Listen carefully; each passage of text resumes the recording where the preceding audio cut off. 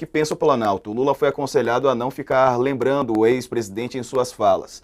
Para os apoiadores, citá-lo, mesmo que com críticas, é reforçar a imagem para eles falsa de que o petista esteja preocupado com o retorno de Bolsonaro. Institucionalmente, também não há porque o presidente se lembrar de um candidato derrotado. Para o PT, a recepção de Bolsonaro foi morna, aquém do esperado, e não deve ser Lula o partido a suscitá-la. É o que aliados chamam de efeito Moro, quando o presidente deu declarações polêmicas sobre o ex-juiz da Lava Jato, o senador que estava apagado acabou alçado de volta ao noticiário. Concorda com isso, Chico? Até porque o presidente Lula tem outras questões mais urgentes, né? Com certeza, o presidente Lula tem muitas questões mais urgentes do que ficar se preocupando com o retorno de Bolsonaro ao Brasil. Acho que vários setores da sociedade têm muitos assuntos mais importantes do que ficar monitorando Bolsonaro. É só ver nessa chegada dele o que rendeu esse retorno de Bolsonaro. Primeiro, muito menos gente do que era esperado, então, nem pela mobilização de apoiadores, o que causou uma certa apreensão ali em Brasília e tal, nem isso se confirmou, foi muito abaixo do esperado.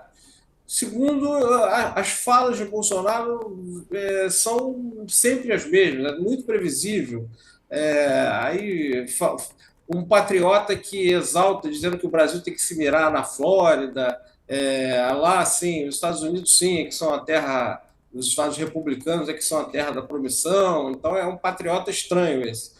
E sobre joias, mais uma vez ele volta com a sua chuva de mentiras, ele diz que não teria por que ficar, já tinha, estava tudo declarado, estava tudo oficializado, não tinha nada oficializado, ele não poderia ter ficado com as joias que ficou, ele trata isso como se fosse uma bobagem, um detalhe, aquele jeito Bolsonaro de quebrar as regras como se não estivesse quebrando.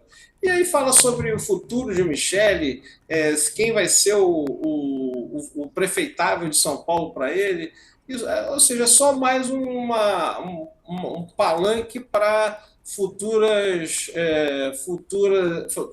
investidas políticas de Bolsonaro, que tem muita chance de ficar inelegível, né? Mas daí vai ficar salpicando, injetando o seu capital político em um ou outro candidato e tal. É isso que ele vai fazer. Então, voltamos a ter aquela